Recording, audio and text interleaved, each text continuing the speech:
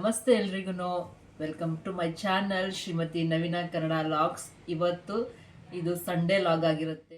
ಏನು ಬ್ರೇಕ್ಫಾಸ್ಟ್ ಮಾಡಿದ್ದೆ ತೋರಿಸ್ತೀನಿ, ಆಮೇಲೆ ಈ ಲಾಗ್ನ ಮುಂದುವರ್ಸೋಣ. ಓಕೆ, ಇವತ್ತು ಚಪಾತಿ ಮಾಡಿದ್ವಿ. ಚಪಾತಿಗೆ ಕ್ಯಾರೆಟು ಬೀಟ್ರೂಟ್ದು ಗೊಜ್ಜು ಮಾಡಿದ್ದೆ. ಎಲ್ಲಾದು ಬ್ರೇಕ್ಫಾಸ್ಟ್ ಆಯಿತು.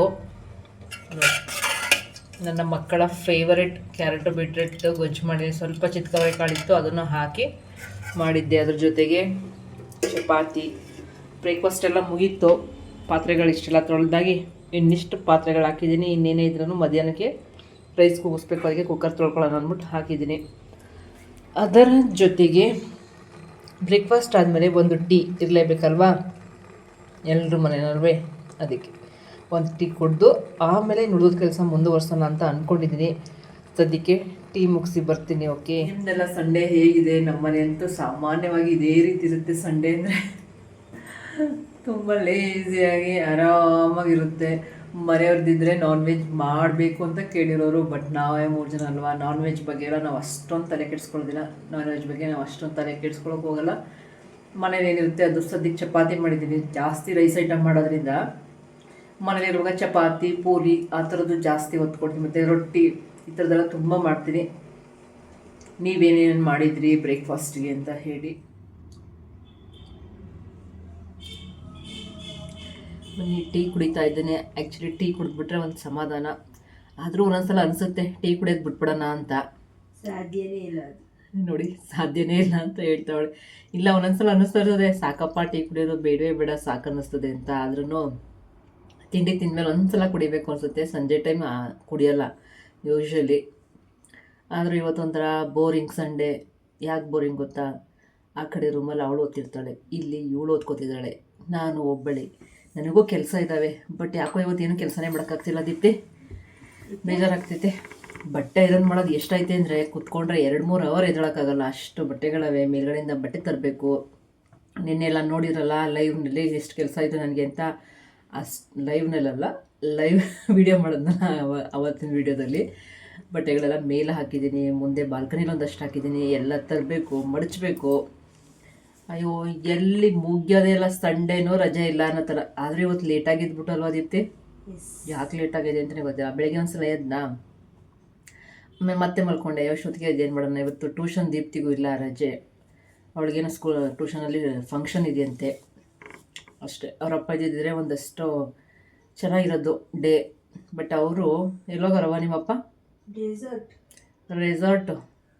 ರೆಸಾರ್ಟ್ಗೆ ಹೋಗಿದ್ದಾರೆ ಅವರಪ್ಪ. ರೆಸಾರ್ಟಲ್ಲಿ ಎಂಜಾಯ್ ಮಾಡ್ತಿದ್ದಾರೆ ನೋಡಿ. ಅವ್ರಿಗೆ ಒಂದು ರೂಲ್ಸು, ನಮಗೆ ಒಂದು ರೂಲ್ಸು. ಅಮ್ಮಂದ್ರಂದ್ರೆ ಏನು ಹೇಳಿ, ತ್ಯಾಗ ಮಾಡೋದು ಮಕ್ಳಿಗೋಸ್ಕರ. ಇಬ್ಬರು ಓದ್ಕೋತಿದ್ದಾರಲ್ಲ, ಅವರನ್ನು ಕಾವಲಿ ಕೂರಿಸ್ಬಿಟ್ಟು ಹೋಗಿದ್ದಾರೆ ನನ್ನ ಮನೆಯೊಳಗೆ. ತ್ಯಾಗಮಯಿ ನಿಮ್ಮಮ್ಮ.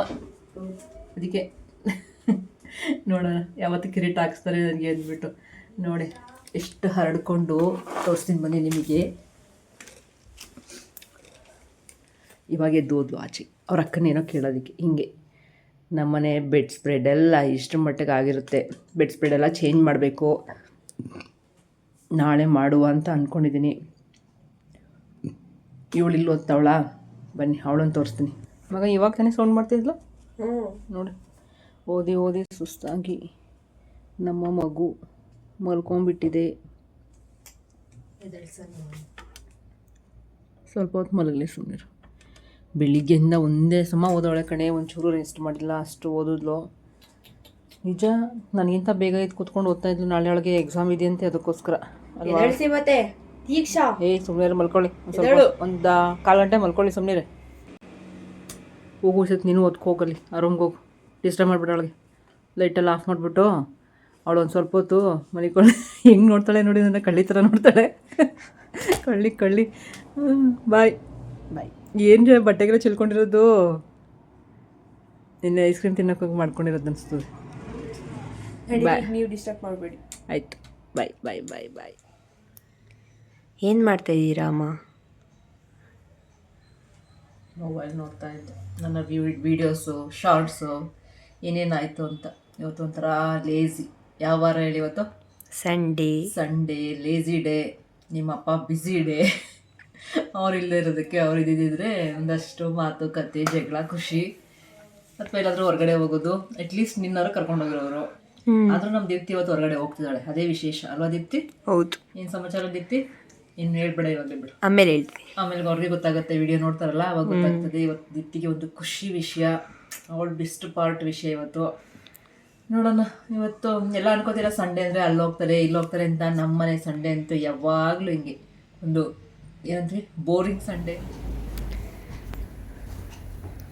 ನೋಡಿ. ಮನೆಯವರಿಲ್ಲ ಇವತ್ತು ಸಂಡೇ, ಬೋರಿಂಗ್ ಡೇ, ಆರಾಮ್ ಡೇ ಅಂತ ಅಂದ್ಕೊಂಡಿದ್ದೆ.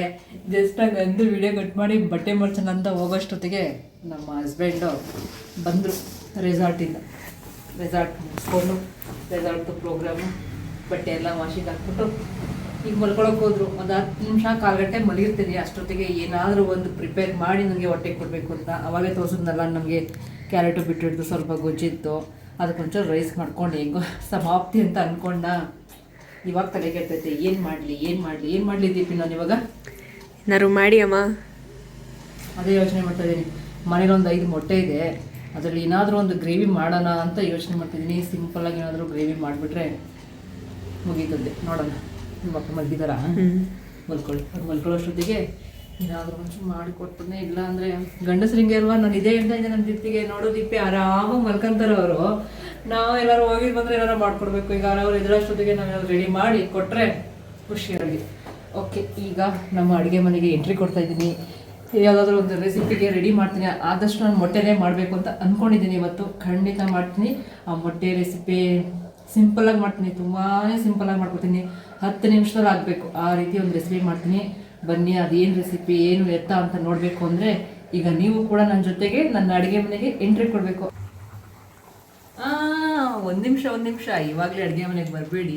ಒಂದಷ್ಟು ಹೆಚ್ಚಿಟ್ಕೊಳ್ಳೋದೆಲ್ಲ ಐತೆ, ಅವೆಲ್ಲ ಹೆಚ್ಚಿಟ್ಟು ಆದಮೇಲೆ ಬನ್ನಿ, ಯಾವಾಗ ನೀವು ತೋರಿಸ್ತೀನಿ. ಇವಾಗ ನಾನು ಹೆಚ್ಚೋದೆಲ್ಲ ತೋರಿಸ್ತಾ ಕೂತ್ಕೊಂಡ್ರೆ ವಿಡಿಯೋ ಲೆಂತ್ ಆಗುತ್ತೆ, ನಿಮಗೂ ಬೇಜಾರಾಗುತ್ತೆ. ಬಿಟ್ಟು ರೆಡಿ ಮಾಡಿ ಇಟ್ಕೊಂಡ್ಮೇಲೆ ನಿಮ್ಮನ್ನು ಕರಿತೀನಿ, ಆಮೇಲೆ ಬನ್ನಿ. ಓಕೆ, ಇವಾಗ ನಾನು ಎಗ್ ಗ್ರೇವಿಗೆ ಏನೇನು ಬೇಕು ಎಲ್ಲ ಇಂಗ್ರೀಡಿಯೆಂಟ್ಸ್ ತೊಗೊಂಡಿದ್ದೀನಿ. ಅದರಲ್ಲಿ ಮೊದಲಿಗೆ ಬೆಳ್ಳುಳ್ಳಿ, ಶುಂಠಿ, ಸ್ವಲ್ಪ ಜೀರಿಗೆ, ಆಮೇಲೆ ಈರುಳ್ಳಿ, ಹಸಿಮೆಣ್ಸಿನ್ಕಾಯಿ ಮತ್ತು ಕೊತ್ತಂಬರಿ, ಪುದೀನ ಇದಿಷ್ಟು ನಾವು ರುಬ್ಲಿಕ್ಕೆ ಹಾಕೋಬೇಕು. ಅದಕ್ಕೆ ಎಲ್ಲನೂ ಹೆಚ್ಚಿಟ್ಕೊಂಡಿದ್ದೀನಿ. ಬೆಳ್ಳುಳ್ಳಿನ ಸಿಪ್ಪೆ ತೆಗೆದಿಟ್ಕೊಂಡಿದ್ದೀನಿ. ಅದಾದಮೇಲೆ 5 ಮೊಟ್ಟೆ ಇತ್ತು, ಆ 5 ಮೊಟ್ಟೆ ಕೂಡ ತಗೊಂಡಿದ್ದೀನಿ. ಇವಾಗ ನಾನು ಏನೇನು ಹೆಚ್ಚಿಟ್ಕೊಂಡಿದ್ದೆ ಅದನ್ನೆಲ್ಲ ಮಿಕ್ಸಿ ಜಾರ್ಗೆ ಹಾಕಿ ನೀಟಾಗಿ ರುಬ್ಕೋಬೇಕು, ಆಯಿತಾ. ಮೊದಲಿಗೆ ಈರುಳ್ಳಿ, ಶುಂಠಿ, ಬೆಳ್ಳುಳ್ಳಿ, ಹಸಿಮೆಣ್ಸಿನ್ಕಾಯಿನ ಮುರಿದು ಹಾಕ್ಕೊಳ್ಳಿ. ಹೇಳೋದನ್ನ ಶುಂಠಿ, ಬೆಳ್ಳುಳ್ಳಿ ಮತ್ತು ಸೊಪ್ಪು, ಅದ್ರ ಜೊತೆಗೆ ಒಂದು ಅರ್ಧ ಸ್ಪೂನು ಜೀರಿಗೆ ಹಾಕ್ಕೊಂಡು ರುಬ್ಕೊಳ್ಳಿ. ಇದಕ್ಕೆ ಮುಂಚೆ ನಾನು ಸ್ವಲ್ಪ ಕಾಳು ಮೆಣಸು ಹಾಕೋಬೇಕಾಗಿತ್ತು, ಮರ್ತುಬಿಟ್ಟೆ. ಈಗ ಹಾಕೋತಾ ಇದ್ದೀನಿ. ನೀವು ಸ್ವಲ್ಪ ಕಮ್ಮಿನೇ ಹಾಕ್ಕೊಳ್ಳಿ. ಖಾರ ನಿಮಗೆ ಕಮ್ಮಿ ಇಷ್ಟ ಅಂದರೆ ಕಮ್ಮಿ ಹಾಕ್ಕೊಂಡು ನೈಸ್ ಪೇಸ್ಟ್ ಮಾಡ್ಕೊಳ್ಳಿ. ನೆಕ್ಸ್ಟು ಒಂದು ಬಾಣಲೆನ ಬಿಸಿಗಿಟ್ಟು ಅದಕ್ಕೆ ಎಣ್ಣೆ ಹಾಕಿ ನಾವೇನು ರುಬ್ಬಿರ್ತೀವಿ ಪೇಸ್ಟು ಅದನ್ನು ಹಾಕ್ಕೊಳ್ಳೋಣ. ನಾವು ಈ ಮಸಾಲೆನ ಹಸಿಯಾಗಿ ರುಬ್ಬಿರೋದ್ರಿಂದ ಈಗ ಎಣ್ಣೆನಲ್ಲೇ ನಾವು ಚೆನ್ನಾಗಿ ಹಸಿ ವಾಸನೆ ಹೋಗೋವರೆಗೂ ಫ್ರೈ ಮಾಡ್ಕೋಬೇಕಾಗತ್ತೆ. ಅದಕ್ಕೋಸ್ಕರ ಸ್ವಲ್ಪ ಎಣ್ಣೆ ಬಿಡೋವರೆಗೂ ಚೆನ್ನಾಗಿ ಈ ಥರ ಮಿಕ್ಸ್ ಮಾಡಿ ಮುಚ್ಚಿಬಿಟ್ಟು ಬೇಯಿಸ್ಕೊಳ್ಳಿ. ಸ್ವಲ್ಪ ಆ ಥರ ಫ್ರೈ ಮಾಡಿದಾಗಲೇ ಹಸಿ ಸ್ಮೆಲ್ ಹೋಗಿ ಒಂದೊಳ್ಳೆ ಟೇಸ್ಟ್ ಬರುತ್ತೆ. ಅದಕ್ಕೋಸ್ಕರ ಆವಾಗ ತಿರುಗಿಸ್ಕೊತಾ ಇರಿ, ಇಲ್ಲಾಂದರೆ ತಳ ಹಿಡಿಯೋ ಚಾನ್ಸಸ್ ಜಾಸ್ತಿ ಇರುತ್ತೆ. ಇದಾದಮೇಲೆ ಸ್ವಲ್ಪ ಈ ಥರ ನೀಟಾಗಿ ನೀರೆಲ್ಲ ಹಿಂಗಿ ಫ್ರೈ ಆದಮೇಲೆ ಟೊಮೊಟೊ ಹಾಕ್ಕೊಳ್ಳಿ. 1 ಅಥವಾ 2 ಸಾಕಾಗುತ್ತೆ. 2 ಟೊಮೊಟೊ ಹಾಕಿ, ಟೊಮೊಟೊ ಎಲ್ಲ ಸಾಫ್ಟ್ ಆಗಬೇಕಲ್ವ, ಅದಕ್ಕೋಸ್ಕರ ಸ್ವಲ್ಪ ಉಪ್ಪಿನ ಪುಡಿ ಹಾಕ್ಕೊಂಡು ಚೆಂದ ಫ್ರೈ ಮಾಡ್ಕೊಳ್ಳಿ. ಈ ರೀತಿ ಚೆನ್ನಾಗಿ ಫ್ರೈ ಮಾಡಿ ಎಣ್ಣೆ ಬಿಡೋವರೆಗೂ ಫ್ರೈ ಮಾಡಿ. ಆವಾಗ ಸ್ವಲ್ಪ ನೀರು ಬೇಕು ಅನಿಸಿದ್ರೆ ಹಾಕ್ಕೊಳ್ಳಿ. ನೀರೆಲ್ಲ ಡ್ರೈ ಆಗಿರ್ತದಲ್ವ, ಅದಕ್ಕೆ ಸ್ವಲ್ಪ ನೀರು ಹಾಕ್ಕೊಂಡಾದಮೇಲೆ ಇದಕ್ಕೆ ಅರಿಶಿಣ, ನೆಕ್ಸ್ಟು ಅಚ್ಕಾರದ ಪುಡಿ, ಧನಿಯಾ ಪುಡಿ ಮತ್ತು ಗರಂ ಮಸಾಲ, ಈ 4 ಪೌಡ್ರ್ ಹಾಕೋಬೇಕಾಗಿರುತ್ತೆ. ಇನ್ನೆಲ್ಲ ನಾವು ರುಬ್ಲಿಕ್ಕೆ ಹಾಕಿದ್ದೀವಲ್ವ, ಹಾಕ್ಬಿಟ್ಟು ಈ ಪೌಡ್ರ್ಗಳೆಲ್ಲ ಹಾಕಿ ನೀಟಾಗಿ ಮಿಕ್ಸ್ ಮಾಡಿಕೊಂಡು ಮತ್ತೆ ಮುಚ್ಚಿ ಬೇಯಿಸ್ಕೊಳ್ಳಿ. ಸ್ವಲ್ಪ ಎಣ್ಣೆ ಬಿಡೋವರೆಗೂ ಬೇಯಿಸ್ಕೊಂಡು ಅದಾದಮೇಲೆ ನಿಮಗೆ ಎಷ್ಟು ನೀರು ಬೇಕೋ ಆ ಕ್ವಾಂಟಿಟಿಗೆ ನೀರನ್ನ ಅಡ್ಜಸ್ಟ್ ಮಾಡ್ಕೊಳ್ಳಿ.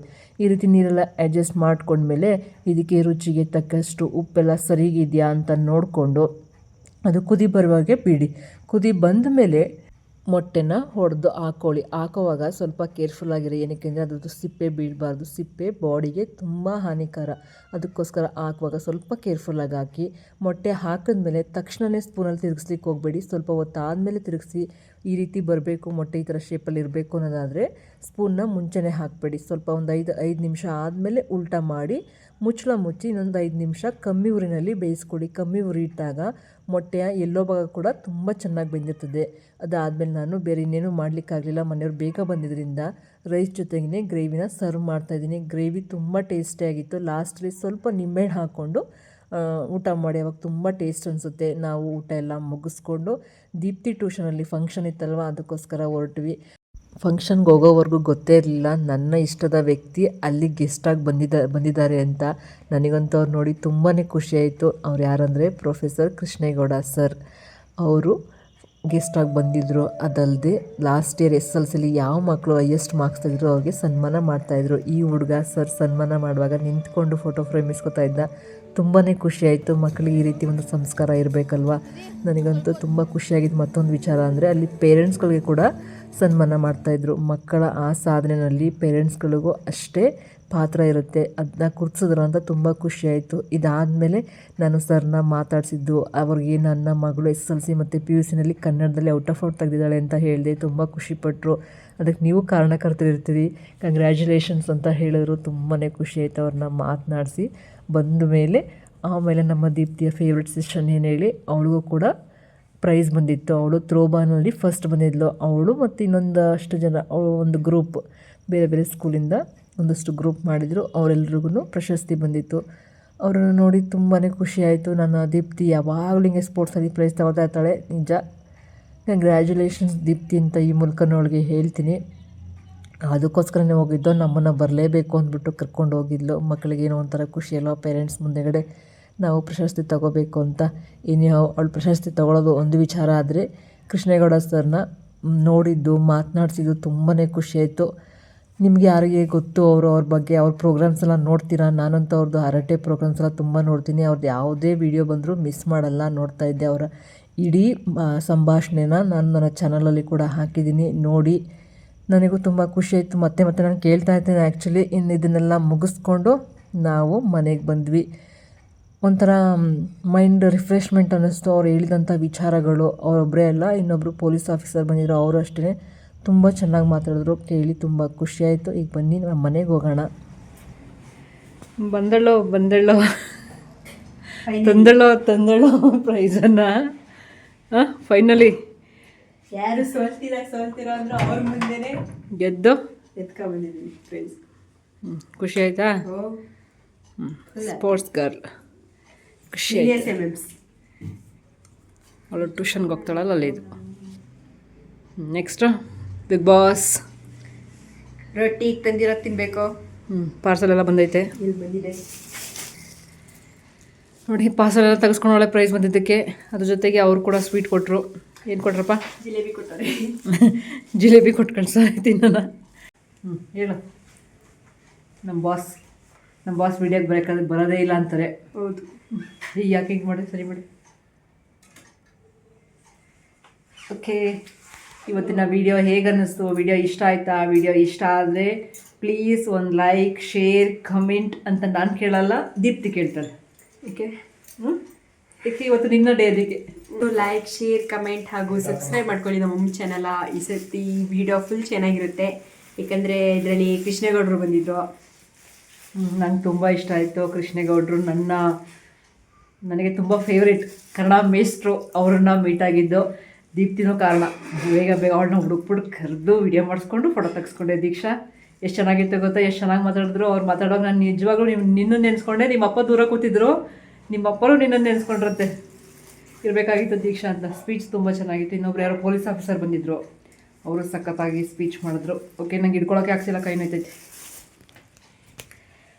ಓಕೆ, ಇಷ್ಟ ಆಯಿತಾ ವಿಡಿಯೋ ಇಷ್ಟ ಆದರೆ ಪ್ಲೀಸ್ ಲೈಕ್, ಶೇರ್, ಕಮೆಂಟ್ ಮರಿಬೇಡಿ. ಹಾಗೆಯೇ ನನ್ನ ಚಾನಲ್ನ ಸಬ್ಸ್ಕ್ರೈಬ್ ಮಾಡ್ಕೊಂಡು ನೋಡಿ. ಮತ್ತೆ ಮುಂದಿನ ವಿಡಿಯೋದಲ್ಲಿ ಸಿಗ್ತೀನಿ. ನಾನು ಒಬ್ಬಳೇ ಸಿಗ್ತೀನಿ, ದೀಪ್ತಿ ಸಿಗಲ್ಲ, ಯಾಕಂದ್ರೆ ಅವ್ರು ಸ್ಕೂಲಿಗೆ ಹೋಗ್ತಾಳೆ. Okay, bye. ಈ ವಿಡಿಯೋ ನೋಡಿದ್ದಕ್ಕೆ ನಿಮ್ಮೆಲ್ಲರಿಗೂ ಧನ್ಯವಾದಗಳು. ಬಾಯ್. Thank you.